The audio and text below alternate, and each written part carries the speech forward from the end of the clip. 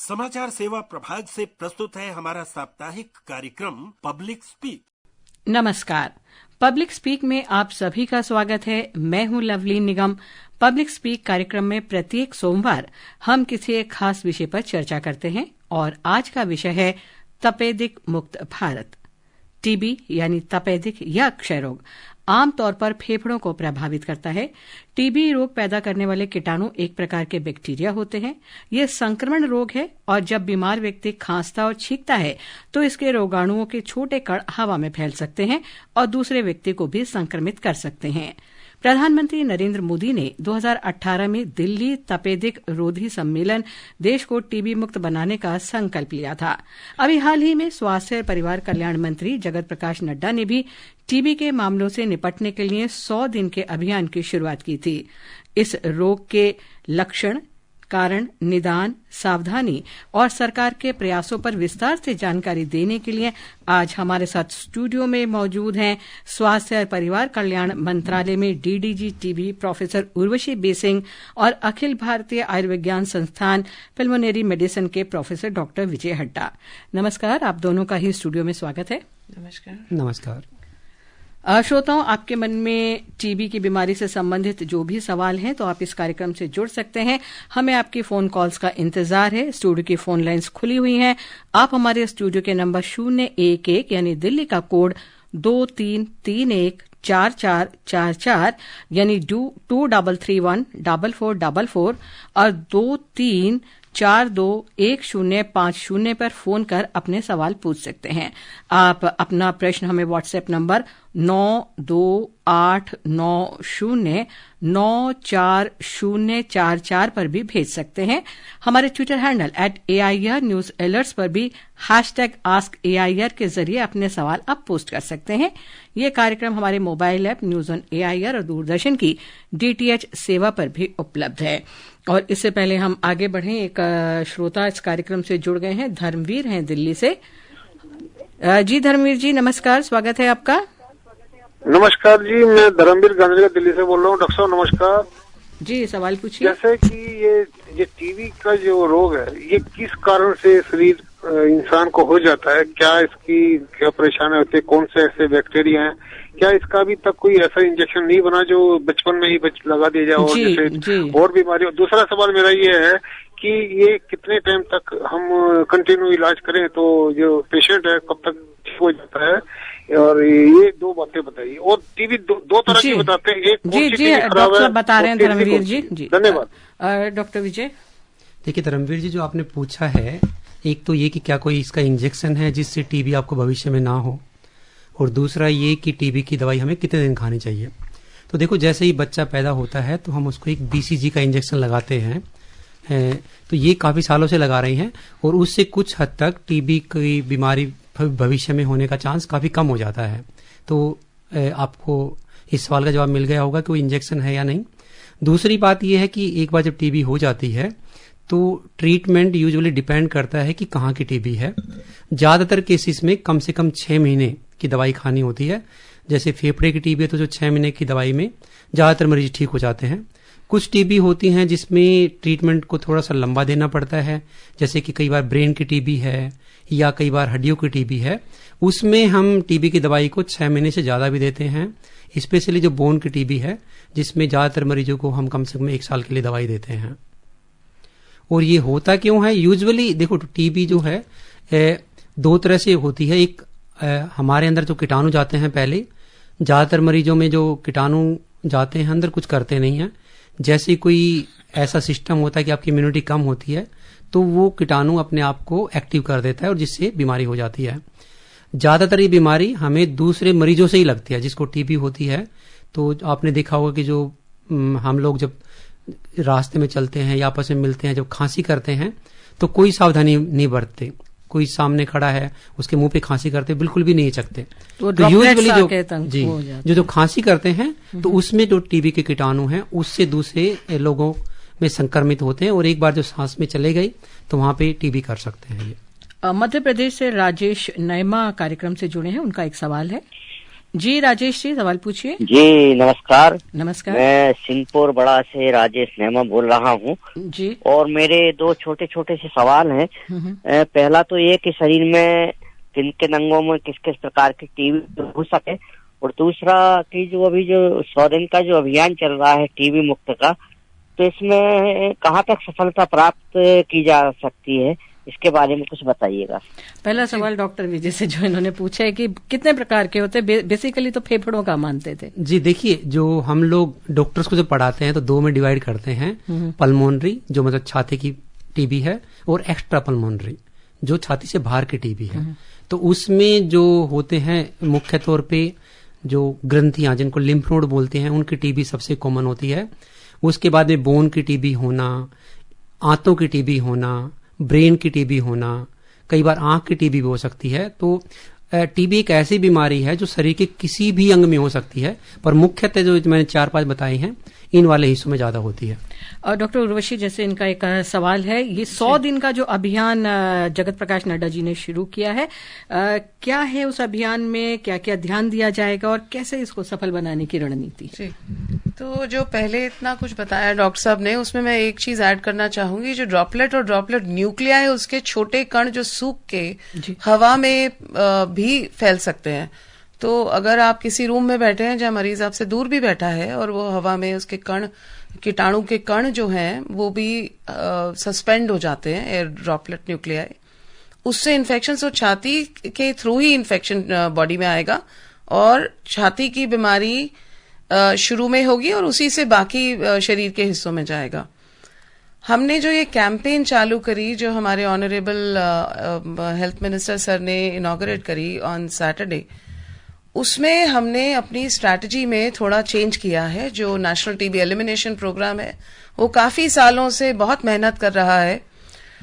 2 साल पहले एक स्टडी जिसमें पाया गया, नेशनल टीबी प्रेवलेंस सर्वे में पाया गया कि कुछ ग्रुप्स हैं, कुछ ऐसे मरीज हैं जिनमें टीबी ज्यादा पाई जाती है।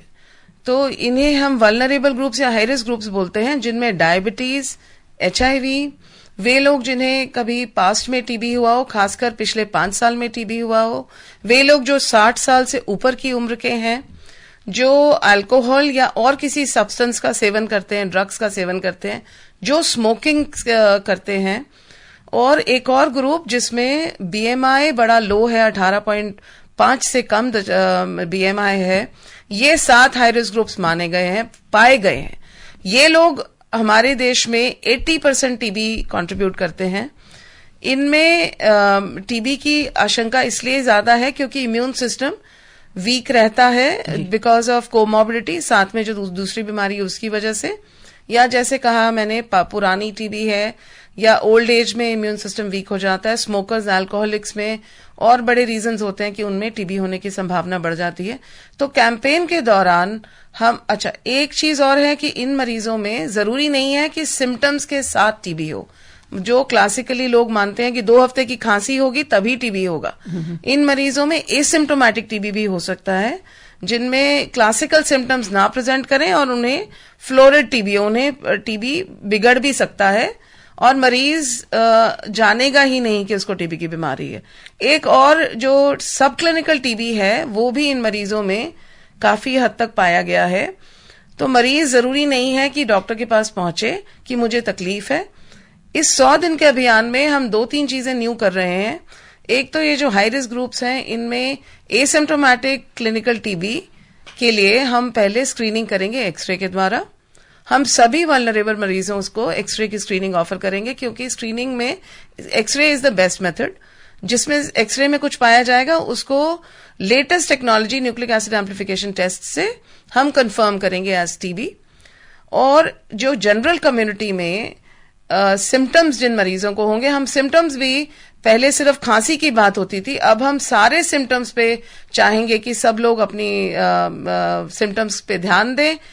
टीबी प्रेवलेंस सर्वे में यह भी पाया गया कि लोग जो हेल्थ सीकिंग बिहेवियर है, जो डॉक्टर के पास जाने की उनकी इच्छा है, वो थोड़ा सा लोग अपने सिम्टम्स को नजरअंदाज कर देते हैं। जैसे डॉक्टर अरविशी आपने खांसी की तो बताई, और भी सिम्टम्स क्या हैं वो भी बता दीजिए। तो हल्का बुखार जो कुछ समय से चल रहा हो, जैसे शाम के समय बुखार आए या रात को सोते समय पसीना आए, वजन में गिरावट हो, शरीर में कोई चेंज हो, फॉर एग्जाम्पल कहीं पे स्वेलिंग है या जैसे कहीं पेट का फूलना, जोड़ों में कुछ ऐसी लगे आपको अनयूजुअल सी प्रेजेंटेशन, चेस्ट में पेन रहे, छाती में दर्द हो, काफी सारे लक्षण ऐसे हैं जो हम नजरअंदाज कर देते हैं।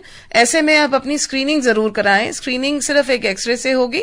अगर एक्सरे में कुछ पाया गया तो हम उसको नैट से कंफर्म करेंगे।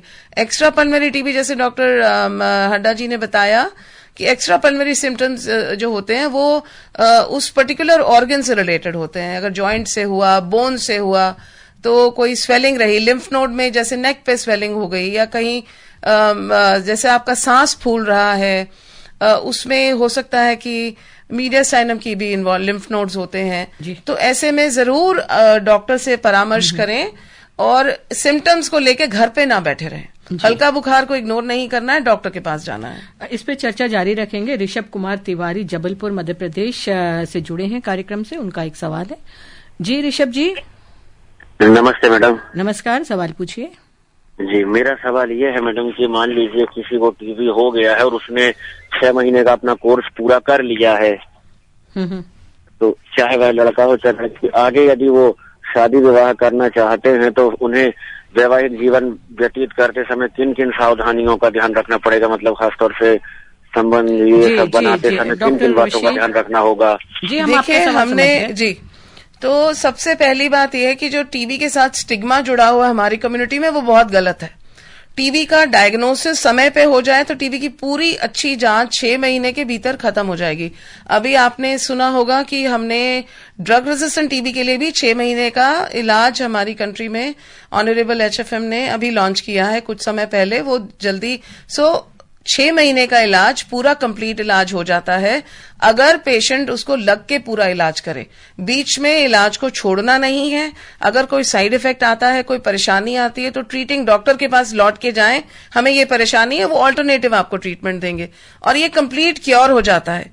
जब इसको बीच में छोड़ा जाए तो यह लाइलाज ड्रग रेजिस्टेंट टीबी भी बन सकता है। बहुत खतरनाक, तो बहुत खतरनाक और फैल सकता है शरीर में अगर बीच में ट्रीटमेंट होता क्या है, दवा शुरू किया आपने, कुछ समय में आपको अच्छा लगना लगेगा, आपको लगेगा हम क्योर हो गए, बट जितनी इस पे रिसर्च हुई है उसी से हम लोगों ने सीखा है पूरा इलाज बहुत जरूरी है। और जहां तक आपका जो प्रश्न था कि शादी के बाद कोई चिंता की वजह नहीं है, अगर ट्रीटमेंट पूरा लिया गया हो कंप्लीटली क्योर हो जाएगा। और कभी ऐसा लगे कि कोई सिम्टम वापस आ रहा है तो इसमें निसंकोच होकर डॉक्टर के पास लौटें और उनसे दोबारा जांच करने के लिए, स्क्रीनिंग करने के लिए, टेस्ट करने के लिए बोलें। पर ऐसा कुछ नहीं है कि उनके आने वाली जिंदगी में उन्हें इससे कोई तकलीफ होगी। ये ऐसी कोई बीमारी नहीं है जो लौट के आएगी, सिर्फ उन्हीं में तकलीफ होती है जो इलाज पूरा नहीं करते। दिल्ली से गजराज का एक सवाल है। जी गजराज जी। हेलो, नमस्ते मैडम जी। नमस्कार, सवाल पूछिए। डॉक्टर साहब को भी नमस्कार। नमस्कार जी। जी ऐसा है, मेरा छोटा भाई है, उसको जो है ना मुंह से जो है ना खून की पलटियां आ जाती है, तो क्या वो टीबी का लक्षण है? अगर खून की उल्टी आ रही है डॉक्टर जी देखिए, खांसी में खून आना या उल्टी में खून आना थोड़ा सा 2 अलग अलग चीजें हैं। अगर हम देखते हैं तो ज्यादातर अगर जवान बच्चे हैं तो उसमें चांसेस ये है कि जो मुंह से खून आ रहा है वो खांसी में ही आ रहा होगा, पर फिर भी एक बार डॉक्टर को दिखाएं।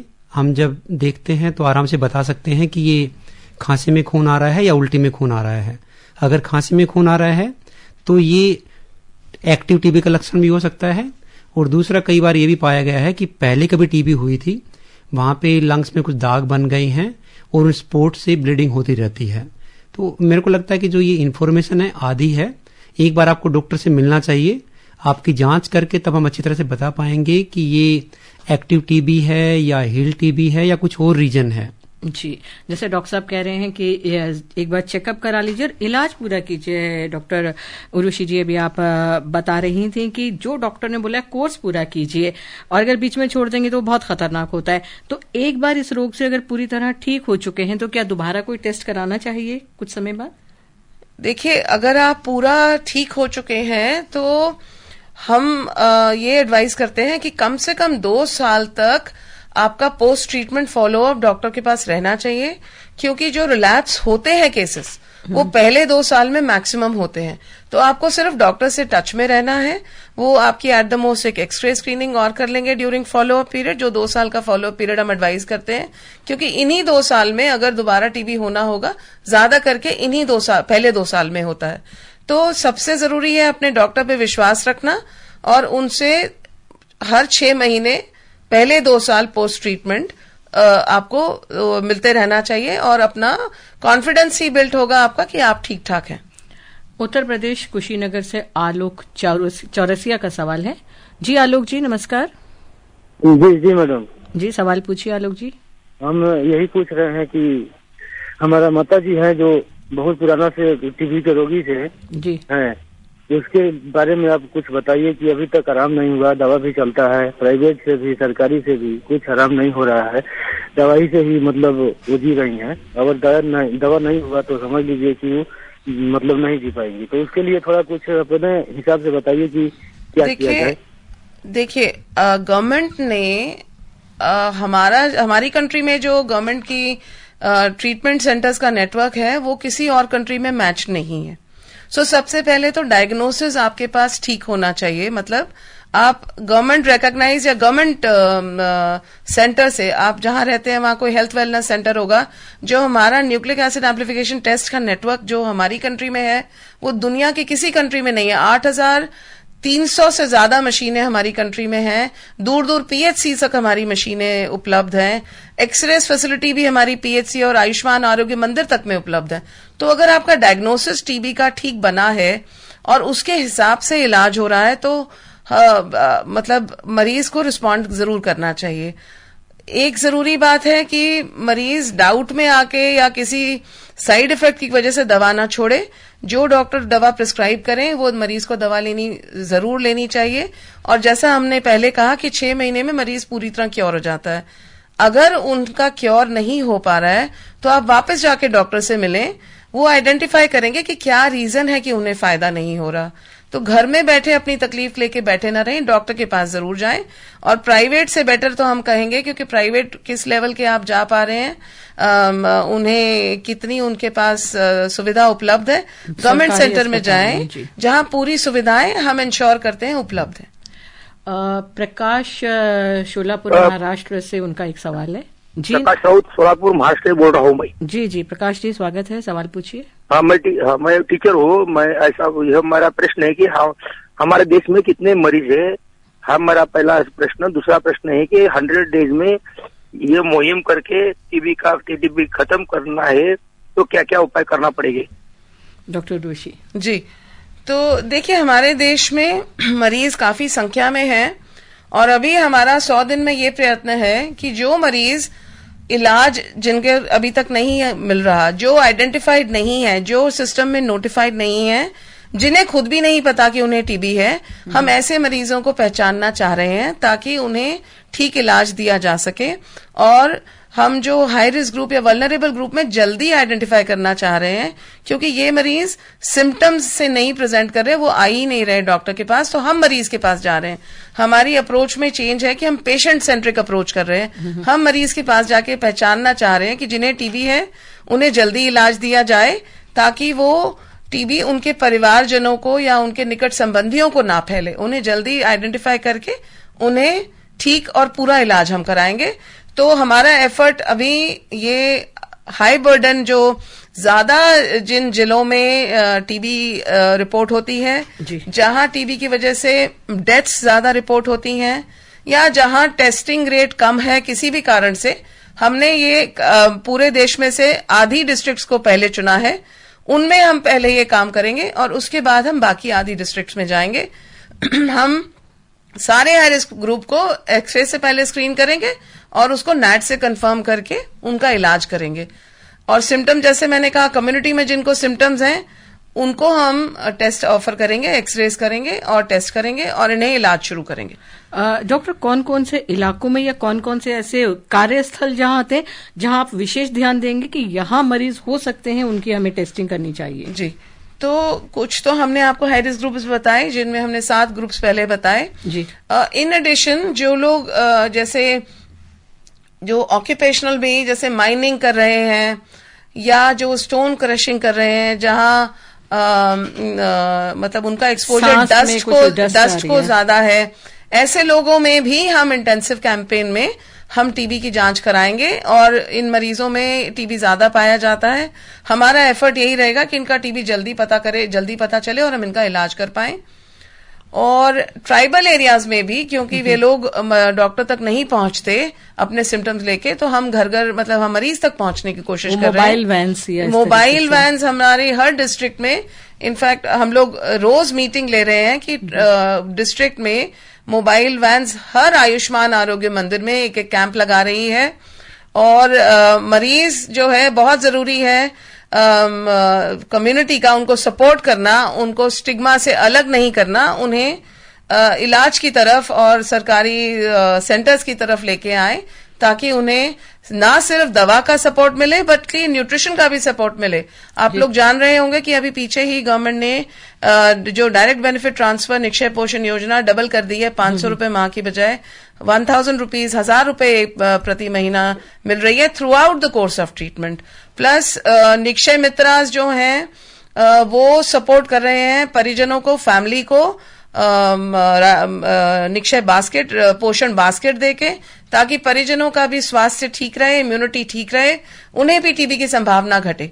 तो ये एफर्ट सरकार की तरफ से अपनी तरफ से जारी है।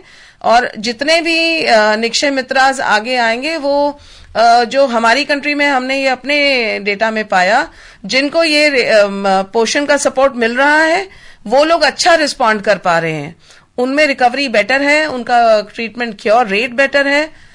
तो ये निक्षय की जो पोषण की जरूरत है टीबी के इलाज के लिए, वो बहुत जरूरी है। और जितने लोग इसमें सपोर्ट करें, जितने प्राइम मिनिस्टर जी ने, हमारे ऑनरेबल पीएम ने पहले ही ये ऐलान किया था कि जन भागीदारी से ही इस सफलता पाई जा सकती है, इस बीमारी का निदान हो पाएगा और कंट्री इससे फ्री हो पाएगी। कुपोषण भी क्या इसका कारण है, इस पे भी चर्चा करेंगे, लेकिन उससे पहले हरियाणा से ओम प्रकाश जी जुड़े हैं कार्यक्रम में, उनका एक सवाल है।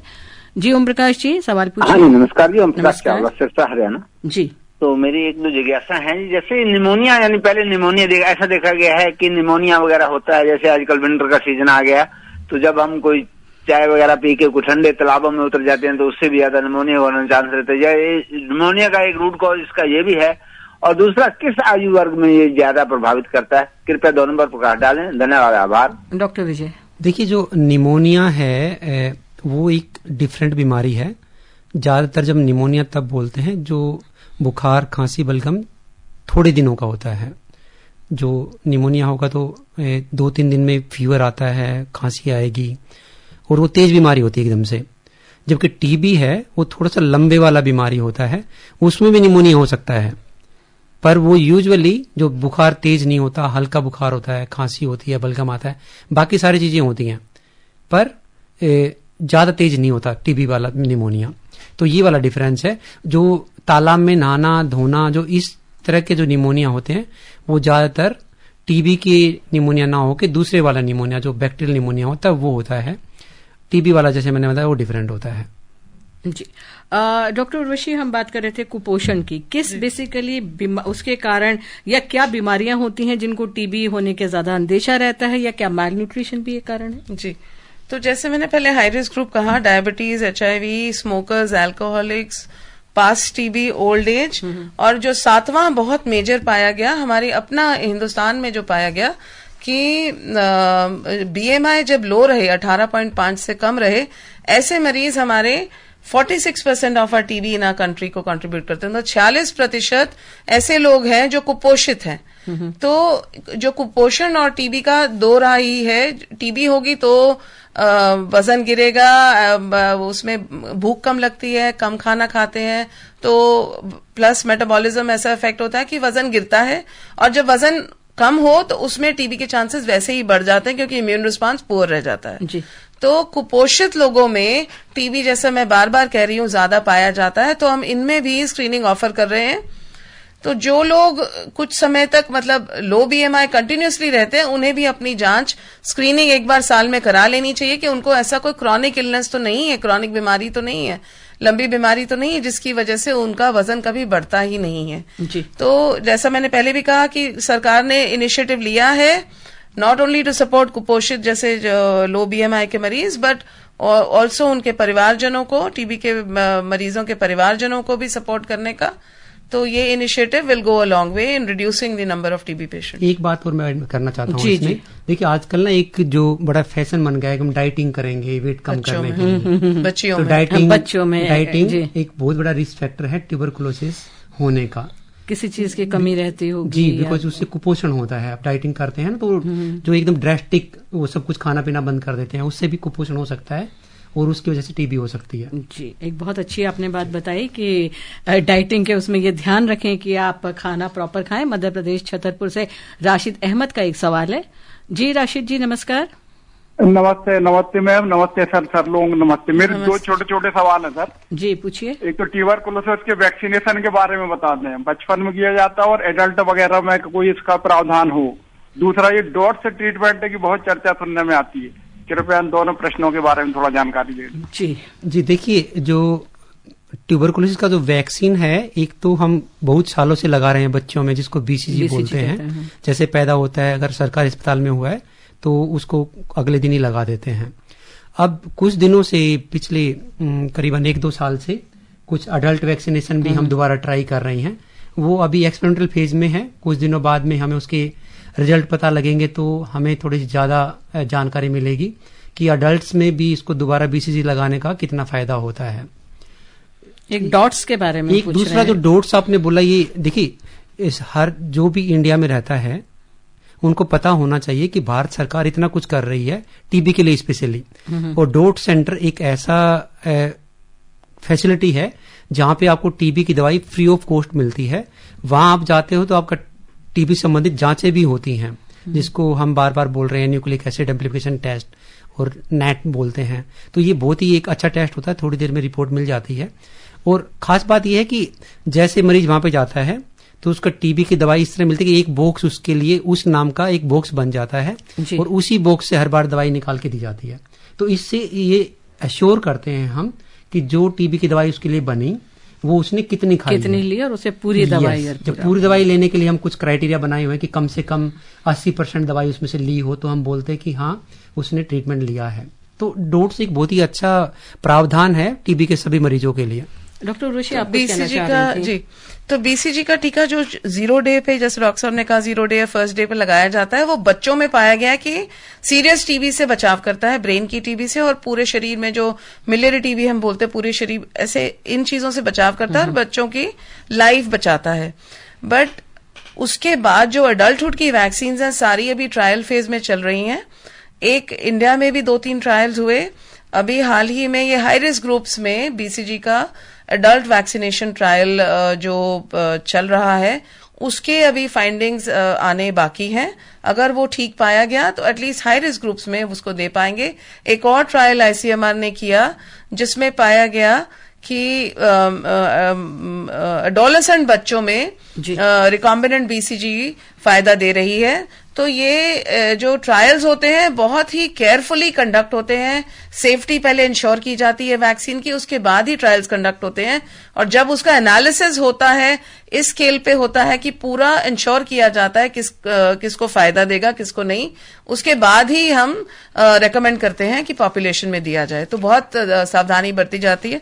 Directly observe treatment short course जैसे डॉक्टर साहब ने बताया, वो इसलिए दी जाती है कि मरीज पूरी दवा खा ले और दवा को फेंके ना, क्योंकि अगर वो दवा पूरी नहीं खाएगा तो जो ड्रग सेंसिटिव टीबी है वो ड्रग रेजिस्टेंट बन जाएगा, जिसकी ट्रीटमेंट काफी कठिन होती है और बहुत महंगी भी होती है। जबकि गवर्नमेंट सब दे रही है, पूरा सपोर्ट कर रही है, तो आपको पूरा उसका फायदा उठाना। जैसे मैंने कहा, जितना नेटवर्क हमारी गवर्नमेंट का हमारी कंट्री में है टेस्ट का, ट्रीटमेंट का, उतना कहीं और नहीं है। डॉक्टर साहब, बहुत ही महत्वपूर्ण जानकारी दी आपने, और बहुत जरूरी है कि जागरूक हो, डॉक्टर के द्वारा बताए गए इलाज को ठीक से फॉलो करें। घड़ी की सुइयां इशारा कर रही हैं, इस चर्चा को यहीं विराम दें। तो हम अपने दोनों मेहमानों का धन्यवाद और आभार व्यक्त करते हैं कि वो स्टूडियो में आया, तमाम उन्होंने जानकारी जानकारी दी। आज का कार्यक्रम आपको कैसा लगा, इसके बारे में आप अपने सुझाव हमें ईमेल कर सकते हैं। पता है airnsttalks@gmail.com। इसके साथ ही पब्लिक स्पीक का ये अंक यहीं समाप्त होता है। हम फिर मिलेंगे अगले सप्ताह। फिलहाल नमस्कार।